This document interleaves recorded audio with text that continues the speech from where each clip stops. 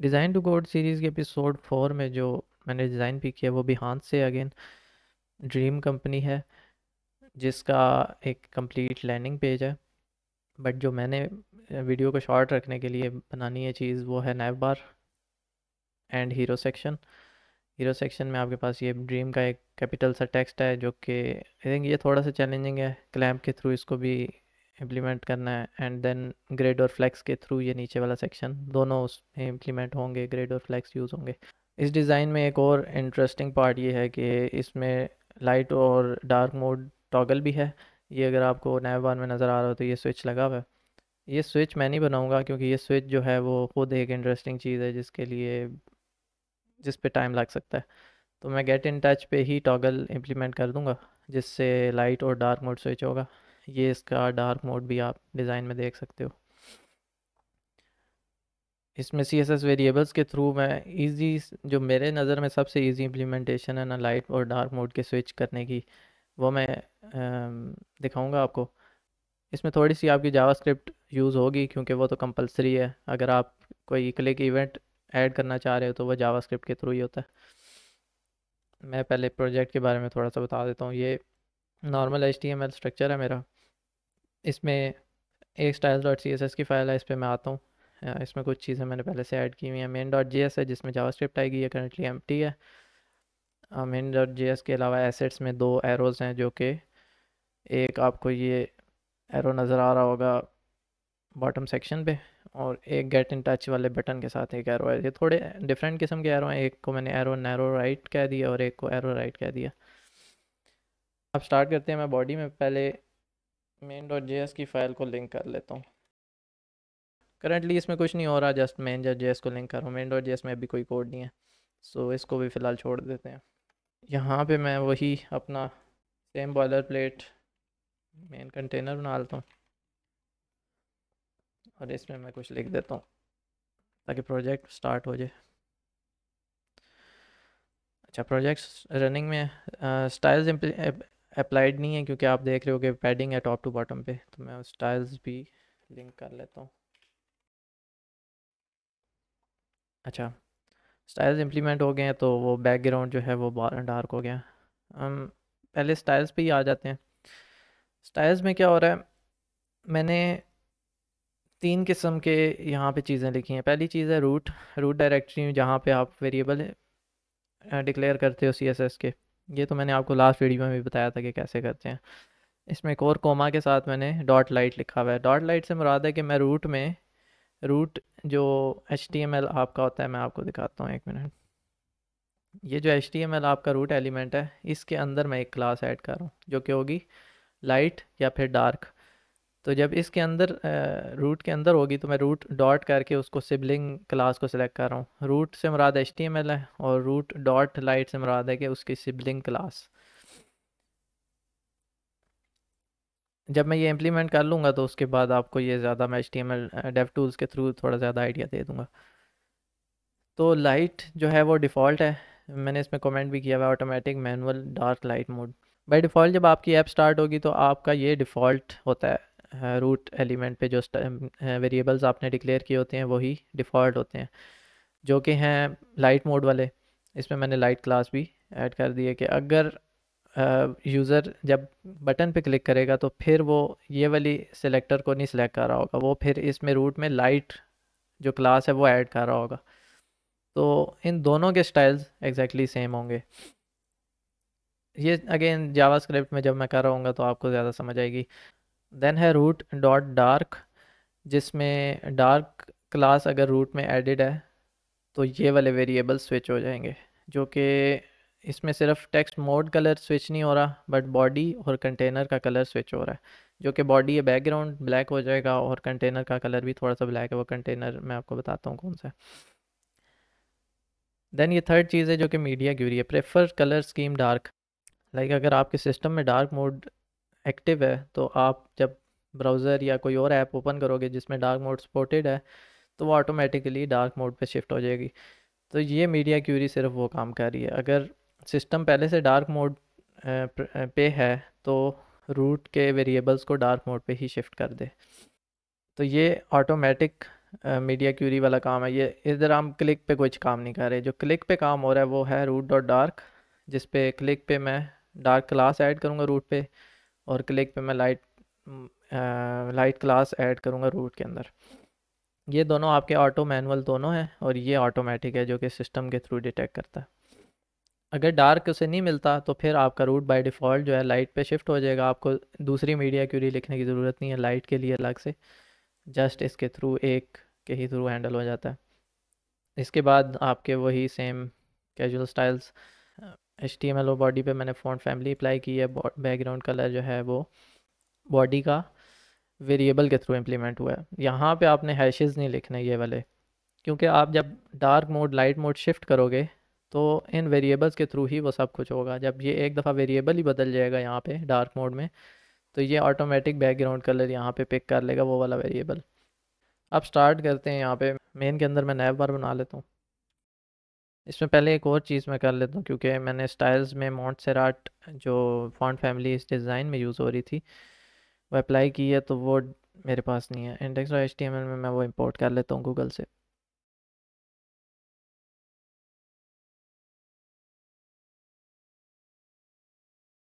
अच्छा, font family मैंने add कर दी मोंटसेराट, जिसमें regular, semi bold, extra bold सारे फॉन्ट मैंने यहाँ पे इंपोर्ट कर दिए। इसके बाद नैव बार पे वापस आते हैं।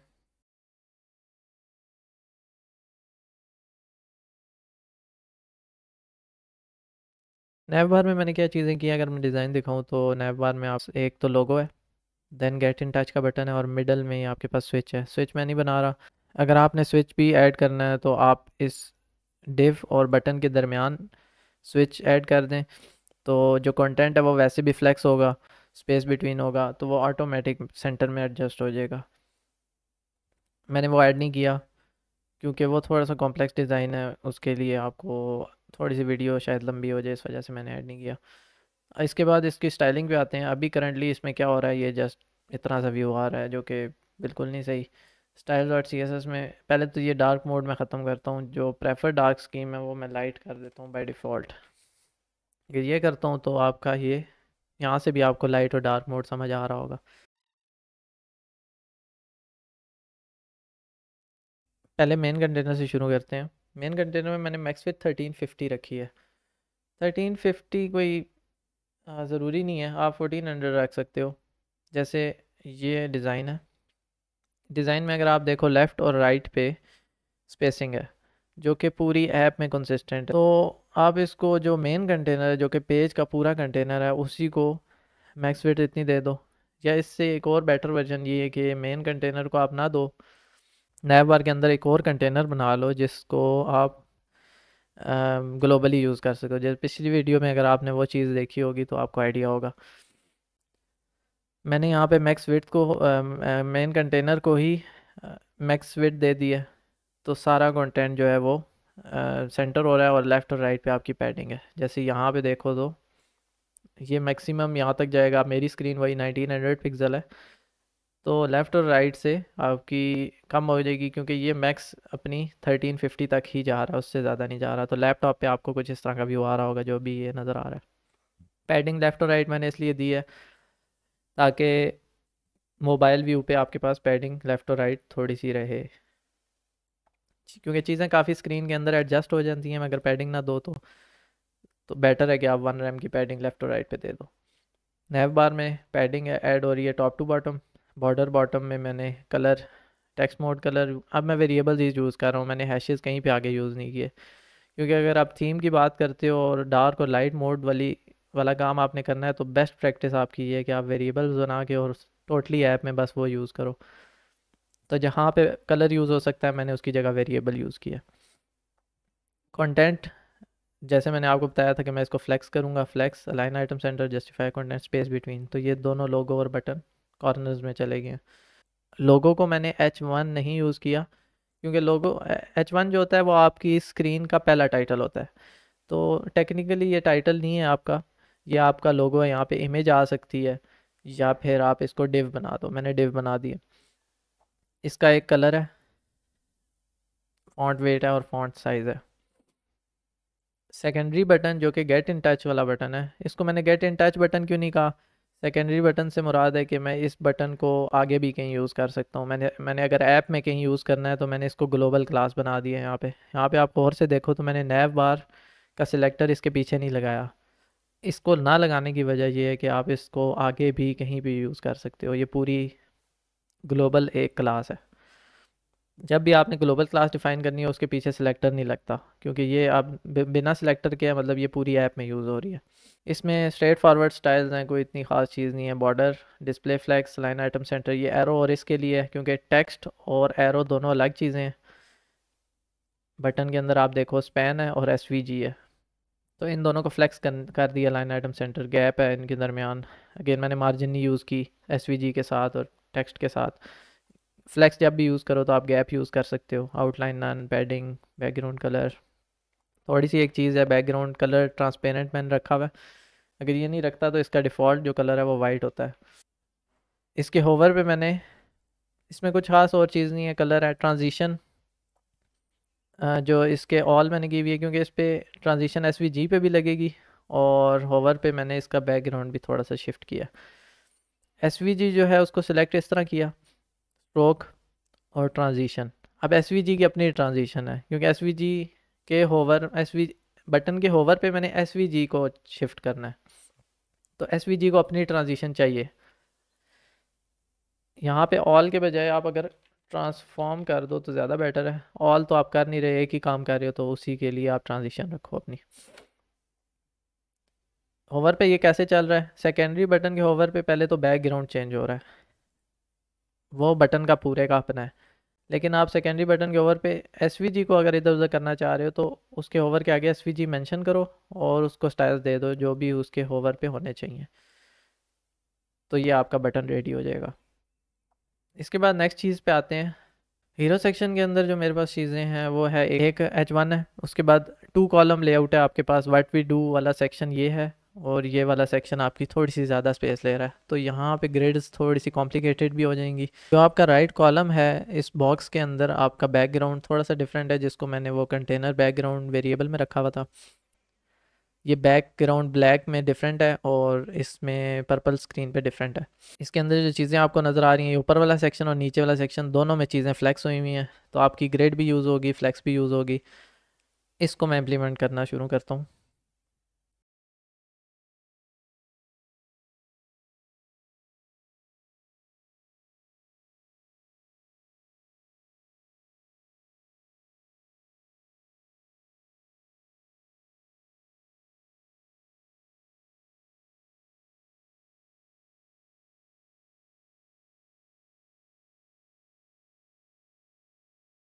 ओके, सो हीरो सेक्शन में मैंने एक तो हेडिंग ऐड की है, पहली तो H1 ड्रीम। देन आपके पास एक ग्रिड है जिसमें 2 सेक्शन है आपके, जैसे मैंने आपको बताया था, एक लेफ़्ट कॉलम और एक राइट कॉलम हो जाएगा। लेफ़्ट कॉलम में कोई साइंस नहीं है, स्ट्रेट फॉरवर्ड है। जो राइट कॉलम है, जो आपकी मुश्किल चीज़ है वो आपका इन्फो ग्रिड जो कंटेनर है वो हैंडल करेगा, जो कि दोनों ग्रिड्स के कॉलम मैनेज करेगा। जो राइट कॉलम है उसके अंदर कंटेंट थोड़ा सा मैंने इस तरह से लिखा है क्योंकि वो फ्लेक्स हो सकता है, क्योंकि ऊपर वाली अगर आप चीज़ें देखो तीनों तो वो फ्लेक्स्ड हैं, एक के बाद एक आ रही है। तो उनको मैंने एक डिव में ऐड कर दिया जिसको मैंने कैरोसेल कंटेंट ऐड का नाम दे दिया। कैरोसेल अगर आपको नहीं पता तो ये जो आप एरो के क्लिक पे जो नेक्स्ट सेक्शन पे स्लाइड पे चले जाते हो उसको कैरोसेल ही कहते हैं। इसके अंदर आपके पास पहला डिव है जिसमें H2 और पैराग्राफ है। ये भी डिव के अंदर है क्योंकि अगर मैं डिव में नहीं ऐड करता और फ्लेक्स कर देता हूँ तो वो हेडिंग और पैराग्राफ दोनों भी आमने सामने आ जाएंगे। इसको मैंने सेव करने के लिए डिव के अंदर कंटेनर में कर दिया। तीनों बटन्स अगेन डिव कंटेनर के अंदर होंगे। देन थर्ड जो है एरो, उसको मैंने थर्ड डिव में एसवीजी को ऐड कर दिया। एसवीजी वही है आपके पास जो मैंने एसेट्स के अंदर arrow right dot SVG save किया हुआ। देन आपके पास जो नीचे वाला बॉटम कंटेनर है वो सेकंड डिव होगा। राइट कॉलम को मैं कोई फ्लेक्स वगैरह कुछ नहीं करूँगा, राइट कॉलम जस्ट एक कंटेनर का काम कर रहा है। राइट कॉलम को मैं स्टाइल्स दे सकता हूँ, जैसे बैकग्राउंड कलर, बॉर्डर रेडियस इसका चेंज कर दूंगा, बॉर्डर वाइट कर दूंगा, ये चीज़ें, इसलिए मैंने इसको कंटेनराइज किया। कैरोसेल नेविगेटर्स में जो 4 आपके नेविगेटर्स हैं वो ये डिफाइंड हैं। इसमें भी आपके पास एक दो ही चीज़ें हैं। पहले तो इसका पेरेंट जो है वो फ्लेक्स होगा ताकि ये चारों आमने सामने आ जाएं। इसके बाद चारों का अपना अपना एक पेरेंट हो कंटेनर होगा जिसका नाम कैरोसेल नेविगेटर है। इसमें एक हैश होगा जो जिस स्लाइड पे हम हैं, जैसे ये पहली स्लाइड है तो ये एक्टिव है। देन आपकी सेकंड स्लाइड होगी तो वो एक्टिव हो जाएगी। थर्ड स्लाइड एक्टिव होगी। वो एक्टिव वाला काम आप जावास्क्रिप्ट से करते हो, वो मैं इसमें नहीं कर रहा। यहाँ पे मैं पहली को एक्टिव की क्लास भी दे रहा हूँ ताकि इस एक्टिव को एक्सप्लिसिटली चेंज किया जा सके CSS के अंदर। अब इनके अपने अपने हेडिंग्स हैं, 1 हैश, 2 हैश, 3 हैश और 4 हैश। तो अभी आपको डिज़ाइन कुछ इस तरह से नज़र आ रहा है जो कि प्योर HTML है। इसको CSS में जब करेंगे तो तब आपको शशके नज़र आएंगे थोड़े से।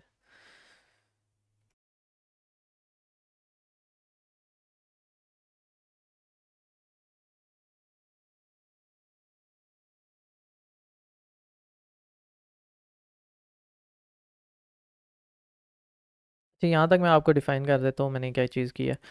हीरो से स्टार्ट करते हैं।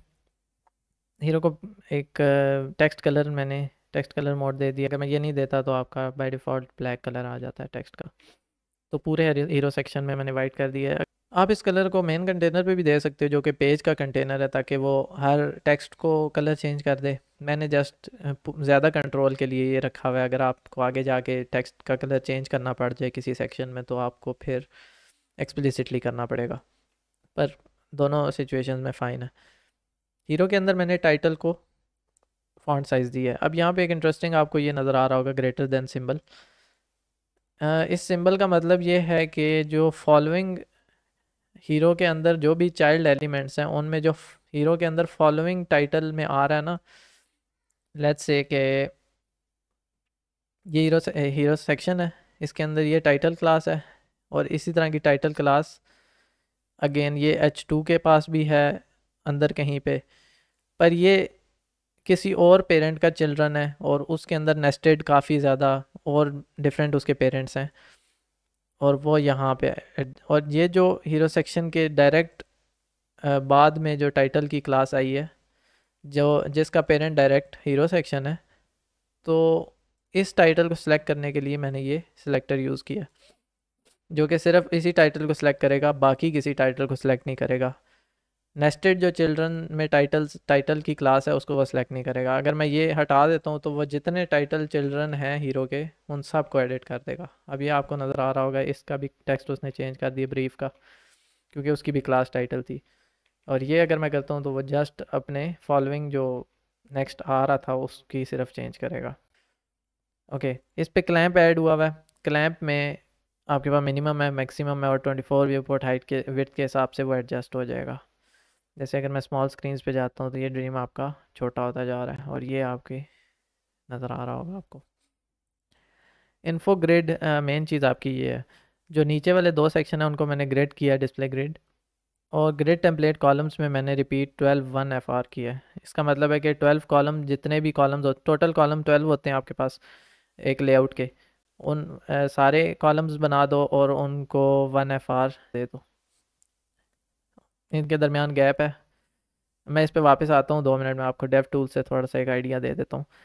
लेफ़्ट कॉल जो है, लेफ़्ट कॉलम आपको ग्रेड कॉलम मैंने 1/5 दे दिया कि 5 कॉलम्स, ये 1 से लेके 5 कॉलम्स ले ले, और दूसरा 6 से 13 तक ले रहा है। ये दोनों को मैं 1 मिनट कमेंट आउट करता हूँ, यहाँ से आपको अब आइडिया हो रहा होगा। ये ग्रेड है। अगर मैं ग्रेड पे होवर करता हूँ या सेलेक्ट करता हूँ तो ये देखें आपको 12 कॉलम्स नज़र आ रहे हैं। और अगर मैं लेफ़्ट कॉलम को ख़ुद से नहीं बताता कि वो 1 से 5 कॉलम तक ले, तो वो नहीं लेगा, वो सिर्फ पहला कॉलम ले लेगा और राइट कॉलम जो है वो अपना 2 कॉलम ले रहा है, क्योंकि ये बाय डिफ़ॉल्ट जो ग्रेड अप्लाइड है वो उसके हिसाब से चल रहा है।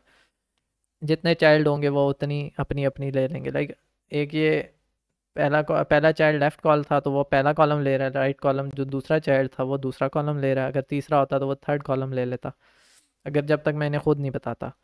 अब जब मैं इन्हें खुद बताऊंगा कि लेफ़्ट कॉलम को दे दो 1 से 5 कॉलम पूरे और 6 से 13 जो है राइट कॉलम को दे दो, तो ये कंप्लीट स्पेस आप ले रहे हैं। मैं आपको इंस्पेक्ट से दोबारा दिखाता हूँ। ये देखें 1 से 5 कॉलम तक ये व्हाट वी डू वाला सेक्शन ले रहा है, और 6 से लेके 13 तक ये वाला आपका राइट कॉलम ले रहा है। ये चीज़ आपकी होगी। देन इसके बाद जो आपने नेक्स्ट चीज़ करनी है वो ब्रीफ और ये जो इन साइड वाला सेक्शन है इसको फ्लेक्स करना है। उससे पहले मैं एक व्हाट वी डू वाला जो पहले लेफ़्ट कॉलम की बात करते हैं। मैं इसको इसकी चीज़ें थोड़ी सी टेक्स्ट को वगैरह को एडजस्ट कर देता हूँ।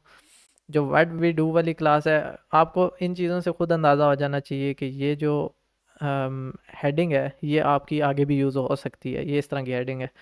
अब ये व्हाट वी डू जो टेक्स्ट है ये एक मिनी टाइटल है, जिसको मैं मिनी टाइटल अभी क्लास दी हुई है, लेकिन ये ग्लोबल क्लास है जैसे आपकी कंटेनर क्लास है।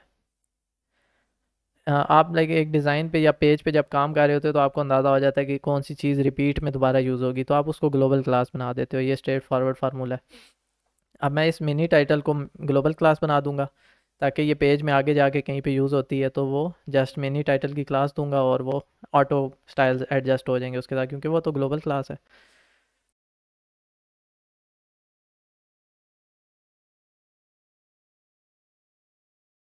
लेफ़्ट कॉलम में मैंने व्हाट वी डू वाला एक मिनी टाइटल इसकी क्लास को स्टाइल्स दे दिए, फॉन्ट साइज़ 1 फॉन्ट, ये अब ग्लोबल क्लास है, इसको आप जहाँ मर्जी यूज़ करो।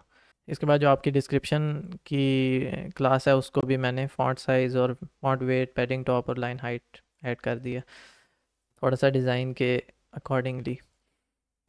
अब थोड़ा सा ठीक नहीं नज़र आ रहा, अगर मैं बड़ी स्क्रीन पे आता हूँ तो आपको ठीक नज़र आ रहा है। इन स्क्रीन्स पे मैंने इनको रिस्पॉन्सिव करना है जो कि एंड पे करेंगे। अभी इसको पहले जो राइट कॉलम के स्टाइल्स में पहले ऐड कर लूँ, उसके बाद इसको मीडिया क्यूरी के थ्रू ग्रेड को भी एडजस्ट करते हैं। नेक्स्ट कैरोसेल कंटेंट पे आते हैं। कैरोसेल कंटेंट मैंने किसको क्लास दी थी, जैसे राइट कॉलम में जो ऊपर वाला आपका सेक्शन था वो सारा कंटेंट था एक स्लाइड का, जिस मैंने आपको बताया था स्लाइड जो है कैरोसेल को कहते हैं। तो कैरोसेल का कंटेंट या आप स्लाइड कह लो, जो मर्ज़ी है आपका, क्लासेस में आप जो मर्ज़ी नाम दो। स्लाइड का कंटेंट जो कि फ्लेक्स होगा और स्पेस बिटवीन होगा। इसमें 3 आपके कंटेनर थे।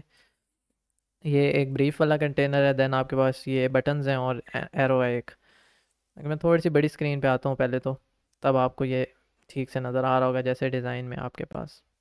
अब क्योंकि आप पेरेंट पे फ्लेक्स यूज़ कर रहे हो तो आपको अंदर जो चीज़ें हैं उनको एडजस्ट करने की ज़्यादा ज़रूरत नहीं है।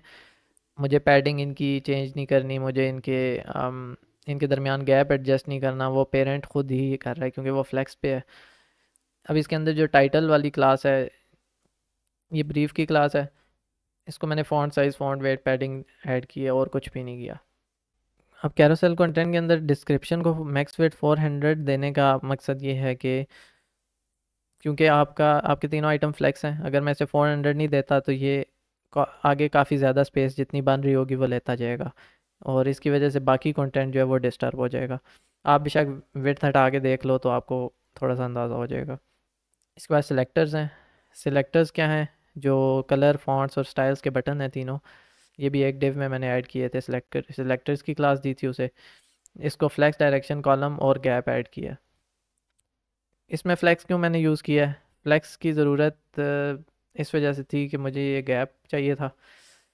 अगर ये मैं गैप नहीं यूज़ करता तो मुझे हर सिलेक्टर बटन को मार्जिन बॉटम देनी पड़ेगी। उसका नुकसान क्या होगा कि आपको स्टाइल्स, अब जब सब के नीचे मार्जिन बॉटम होगी तो इस लास्ट वाले बटन के नीचे भी मार्जिन बॉटम आ जाएगी, जिसको आप निकाल सकते हो नॉट सिलेक्टर के थ्रू। सीएसएस में एक नॉट सिलेक्टर है, पर आई थिंक मुझे ये ज़्यादा इजी लगता है फ्लेक्स और ग्रेड के थ्रू सब कुछ करना। तो इससे आपको एक तो ये एडवांटेज मिल जाता है कि आपको ये इस तरह की चीज़ें हैंडल नहीं करनी पड़ती।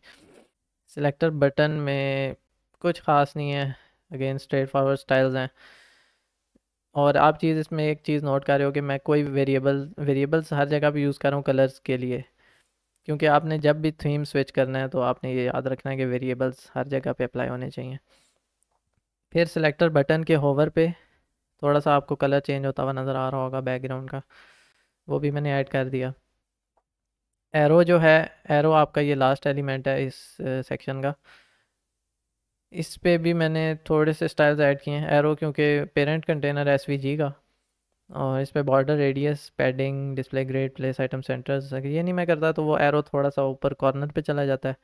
तो डिव के अंदर अगर एरो को सेंटर में रखना है तो मैंने ग्रेड और प्लेस आइटम सेंटर यूज़ किया, और इसमें कुछ ख़ास चीज़ नहीं है। इसके बाद आते हैं नेक्स्ट चीज़ पे, जो कि 1 2 3 4 जो हैशेस आपको नज़र आ रहे हैं, जो कैरोसेल के नीचे टॉगल बटन्स हैं। अब आते हैं कैरोसेल नेविगेटर्स पे। कैरोसेल नेविगेटर्स डिज़ाइन में देखो तो ये इसी सेक्शन के नीचे थे, जो कि स्लाइड स्विच करने के लिए यहाँ पे नज़र आ रहे हैं। होगी तो स्विच जावास्क्रिप्ट के थ्रू, वो मैं नहीं कर रहा, पर जावास्क्रिप्ट की तरफ से आप इम्प्लीमेंट करना चाहो तो वो ये है जावास्क्रिप्ट वाली इम्प्लीमेंटेशन। इसमें ये चारों कैरोसेल नेविगेटर के आइटम्स जो हैं वो फ्लेक्स होंगे। इसके पेरेंट को मैंने ये क्लास दी थी और इसको मैंने फ्लेक्स कर दिया। अब मैं फ्लेक्स एंड क्यों यूज़ कर रहा हूँ इस पर मैं बाद में आऊँगा, पर अभी मैं इसको वैसे ही छोड़ रहा हूँ। Gap 1 RAM, margin top 2 RAM. अच्छा, कैरोसेल नेविगेटर इस एक सेक्शन की क्लास है। ये जो 1 और आपका ये नीचे लाइन है, ये एक डिव है, और फिर ये एक डिव है, फिर इस तरह के 4 डिव हैं। इसी तरह मैंने डिव में इसी तरह मैंने HTML में इनकी क्लासिफिकेशन की थी। इन सब का बैकग्राउंड कोई नहीं है, ट्रांसपेरेंट है। अगर ये मैं ट्रांसपेरेंट रिमूव भी कर देता हूँ कोई इतना फ़र्क नहीं पड़ता। फिर बॉर्डर 6 पिक्सल, आई थिंक ये दोनों चीज़ों की ज़रूरत नहीं है, मैंने पता नहीं क्यों ऐड की हैं। इसके बाद आते हैं नेविगेटर काउंट पे। नेविगेटर काउंट इस एक के अंदर ये वाला आपका हैश है 1 2 3 4। इसको ये सब के अंदर सेम है, तो मैं एक ही क्लास को एडिट करके फॉन्ट वेट, फॉन्ट साइज़ और पैडिंग बॉटम दे देता हूँ। Then navigator line. Navigator line आपकी इंटरेस्टिंग है क्योंकि आपका डिव एम्प्टी है। ठीक है, डिव में मैंने कोई टेक्स्ट ऐड नहीं किया क्योंकि ये एक एम्प्टी बॉक्स टाइप है, बॉक्स या एम्प्टी लाइन है एक। तो इस लाइन को एडिट इसके हिसाब से कर दो। इसमें बॉर्डर है, बैकग्राउंड है, सब में ये चीज़ें कॉमन है। अभी आपने पहले वाले की तरफ ध्यान नहीं देना जिसका बैकग्राउंड वाइट है। अभी आप इसको भी इन्हीं चारों की तरह ट्रीट करो। मैंने चारों को एक ही क्लासें दी हुई हैं। अगर आप HTML में देखो, ये देखो नेविगेटर, कैरोसेल नेविगेटर चारों के पास है। पहले में एक थोड़ी सी डिफरेंट एक और क्लास है, वो एक्टिव के नाम से है। तो वो उसको आप एक्सप्लिसिटली बताओगे CSS को कि ये एक्टिव वाली क्लास को ये चेंज कर दे। उस पर भी आते हैं। इस पर मैंने background, border, border radius, height और विड्थ क्लैंप के थ्रू, अच्छा विड्थ भी मैंने क्लैंप के थ्रू यूज़ की है। अगर इसका मैं बता देता हूँ पहले कि विड्थ क्यों क्लैंप यूज़ हो रही है। विड्थ मैक्सिमम मैंने रखी हुई है 80 पिक्सल, कि ये लाइन जो है वो 80 पिक्सल से ऊपर नहीं जाएगी। इसका मिनिमम है 40 पिक्सल और 10 व्यू पोर्ट के हिसाब से ही एडजस्ट होगी। अब मैं स्क्रीन स्मॉल करता हूँ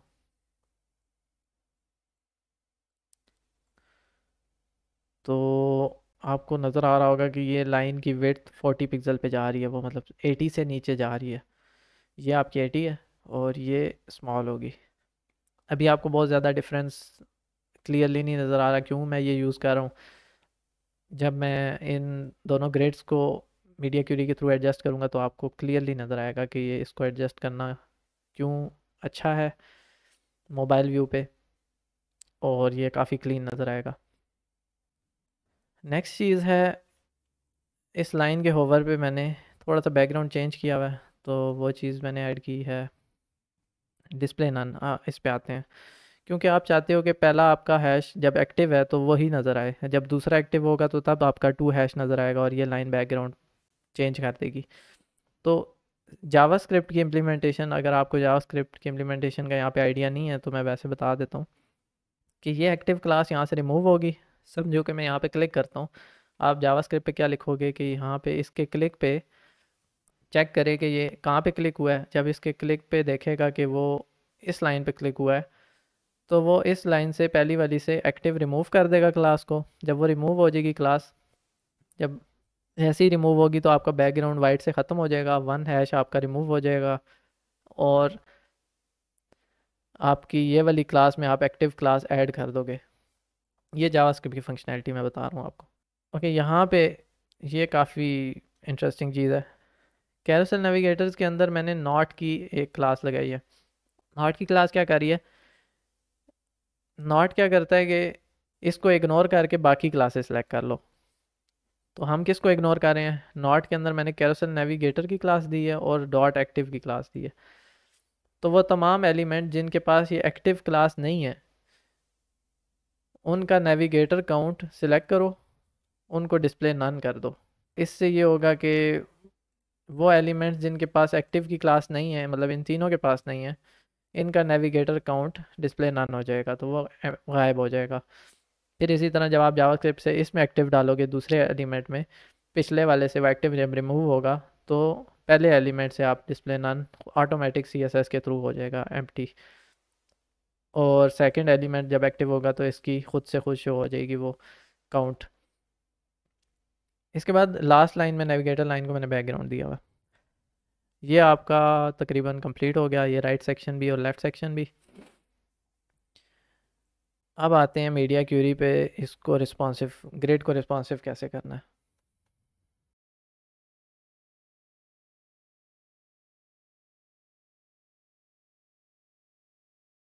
तो मैंने 992 पिक्सल्स की एक मीडिया क्यूरी लिखी है। जैसे ही हम टैबलेट व्यू में एंटर होंगे तो आपकी इन्फो ग्रिड का टेम्पलेट कॉलम 1FR हो जाएगा, या इसको आप जस्ट 1FR कर दो। 1FR का मतलब है कि आप सिंगल रो लेआउट में आ जाओगे। सिर्फ इससे आपको ये अचीव नहीं होगा, वो इस वजह से क्योंकि आपने लेफ़्ट और राइट कॉलम को भी एक्सप्लिसिटली बताया हुआ था कि ग्रेड कॉलम 1 से 5 तक ले ले, और राइट को बताया हुआ था कि 6 से 13 तक ले ले। तो अब इन दोनों को मैं एक्सप्लिसिटली बताऊंगा कि वो जितनी अवेलेबल स्पेस है फर्स्ट लाइन से लेके आखिरी एंड तक, जितनी भी फर्स्ट कॉलम से लेके एंड कॉलम तक जितनी स्पेस बन रही है वो ले लेंगे। इसका क्या मतलब है कि -1 जो है आपका, जैसे आप लेफ़्ट से राइट की तरफ अभी देख रहे थे, और इस -1 से आप ये भी देख सकते हो कि आप राइट से लेफ़्ट की तरफ भी देख सकते हो, क्योंकि हम शुरू में हम 1 से 5 और 6 से 13 देख रहे थे, जिसका मतलब था कि आप लेफ़्ट से राइट की तरफ ग्रिड को एक लेआउट बना रहे हो, पर आप ग्रिड के अंदर -1 की भी यूज़ कर सकते हो, जिससे आप राइट से लेफ़्ट की तरफ देख रहे होते हो। अब यहाँ पे इससे क्या मतलब है कि मतलब लेफ़्ट जहाँ से शुरू होता है और जहाँ से राइट शुरू होता है वो तमाम की तमाम स्पेस इन दोनों को अलॉट कर दे, तो आपके पास 992 पे इस तरह आपकी लेआउट शिफ्ट हो जाएगी। यहाँ पे आप अगर देखो तो ये आपके मोबाइल व्यू पे ये लेआउट बन जाएगी। ये आपकी फुल विड्थ स्क्रीन है, और लेफ़्ट और राइट पे आपकी स्क्रीन खुद से एडजस्ट हो रही है सेंटर में। और इसको अगर मैं 320 पिक्सल्स मोबाइल व्यू तक जाता हूँ तो ये सब कुछ खुद एडजस्ट हो रहा है। अब आते हैं वो फ्लेक्स एंड वाली जो चीज़ मैंने लिखी थी इसमें, वो मैं आपको यहीं डेव टूल से समझाता हूँ। एक लाइन के जो इनका पेरेंट था नेविगेटर, इसको मैंने फ्लेक्स एंड दिया हुआ था। अगर मैं फ्लेक्स एंड नहीं देता तो वो राइट साइड पे शिफ्ट हो जाती है। आपकी प्रेफरेंस है, अगर आप जस्टिफाई कंटेंट फ्लेक्स एंड नहीं देते तो वो राइट पे कंटेंट आपका शिफ्ट हो जाएगा, और उसमें भी कोई मज़ायका नहीं है, वो भी अच्छा लग रहा है। क्योंकि जो बड़ी स्क्रीन पे लेआउट थी वो राइट साइड पे सब कुछ था, तो मैंने इसको स्टिल फ्लेक्स एंड दिया ताकि ये मोबाइल पे भी इसी तरह नज़र आए। दूसरी चीज़ आपको यहाँ पे नज़र आ रहा होगा, इनकी लाइंस की ऑटोमेटिक विड्थ एडजस्ट हो रही है क्लैंप की वजह से। अगर मैं क्लैंप रिमूव करके आपको दिखाऊं, मतलब इसको एक मैं फिक्स्ड विड्थ दे देता हूँ, जैसे 80 पिक्सल मैं फिक्स ही दे देता हूँ, तो स्मॉल मोबाइल्स पे ये ओवरफ्लो होने लग जाएगा सब कुछ। ये देखें, आपको सब कुछ ओवरफ्लो हो रहा है।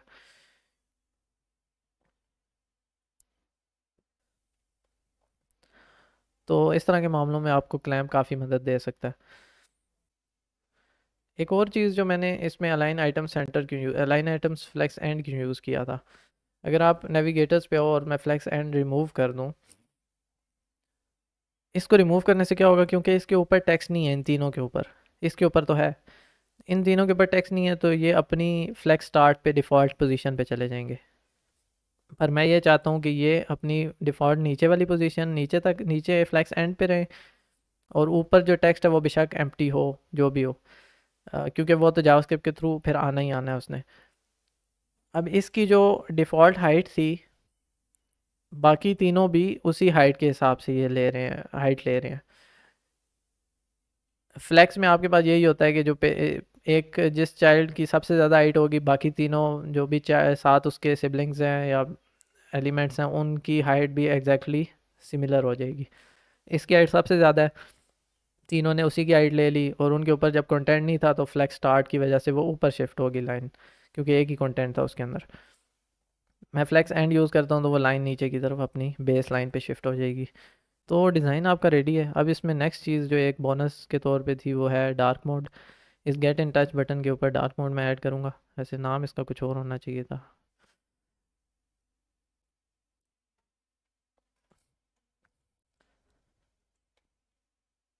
अब डार्क मोड के लिए मैं यहाँ इस सेकेंडरी बटन जो कि गेट इन टच का बटन है, इस पर मैं एक ऑन क्लिक हैंडलर यूज़ कर रहा हूँ।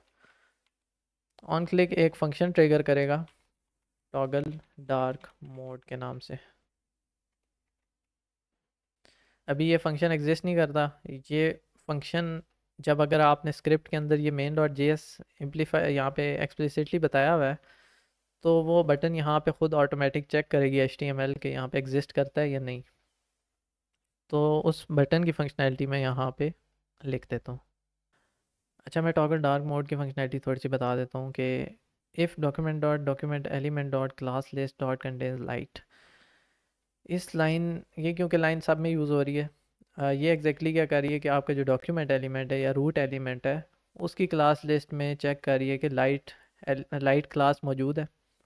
क्योंकि बाय डिफ़ॉल्ट आप बेयर बोन से सोचो कि जब आपकी एक ऐप शुरू हुई है, स्टार्ट हुई है, तो उसकी ना लाइट मोड है ना डार्क मोड है। वो बाय डिफ़ॉल्ट जो उसके स्टाइल्स थे वो अप्लाई हो जाएंगे। जो आपकी ये वाली जो रूट क्लास है ये अभी अप्लाई हो रही है यहाँ पे। ये तो कोमा आपने रूट लाइट के लिए डाला हुआ है, क्योंकि वो रूट लाइट के लिए भी एग्जैक्टली सेम होगी, पर अभी लाइट मोड आपका एक्टिव नहीं है, ये आप समझ लो। पर ये इफ़ आपने लगाना है, क्योंकि जब आप एक दफ़ा क्लिक कर लोगे उसके बाद आपने दोबारा इस इफ़ पे आना है कि अगर लाइट है तो डार्क पे शिफ्ट कर दे और लाइट को रिमूव कर दे। तो ये अब चीज़ें यहाँ पे हो रही हैं, लाइट रिमूव कर दे और डार्क को ऐड कर दे। फिर एल्स इफ देखता है कि अगर बटन के क्लिक पे पहले से डार्क मोड था इस स्क्रीन पे, तो डार्क रिमूव कर दे और लाइट ऐड कर दे। उसके बाद लास्ट एल्स में आप चेक कर रहे हो कि अगर विंडोज़ बाय डिफ़ॉल्ट जो थीम के अकॉर्डिंगली जो सिस्टम का थीम होता है वो अगर डार्क मोड पे है, तो उसको क्लिक हुआ हुआ है अगर ये मैंने क्योंकि इस बटन पे क्लिक किया है, तो उसको लाइट पे शिफ्ट कर दे, अदरवाइज़ उसको डार्क मोड पे शिफ्ट कर दे। तो ये चीज़ें आपकी इधर हो रही हैं। अब मैं इसको यहाँ पे आपको चला के दिखा देता हूँ। गेट इन टच पे मैंने क्लिक किया, आपके पास ये डार्क मोड एक्टिव हुआ, और ये आप बैकग्राउंड इसके कलर देख रहे होगे, ये सब वेरिएबल्स के थ्रू हो रहा है। कोई हाँ मैंने हैशेस एक्सप्लिसिटली नहीं बताया, और सब कुछ इजीली खुद से हो रहा है। ये आपका लाइट और डार्क मोड हो गया। यहाँ पे आप टॉगल थीम स्विच बनाना चाहो डिज़ाइन की तरह का तो आप बना सकते हो। मैंने जस्ट इम्प्लीमेंटेशन बतानी थी कि कैसे होगी, और ये कंप्लीट रिस्पॉन्सिव भी है। मिलते हैं आपको एपिसोड 5 के अंदर।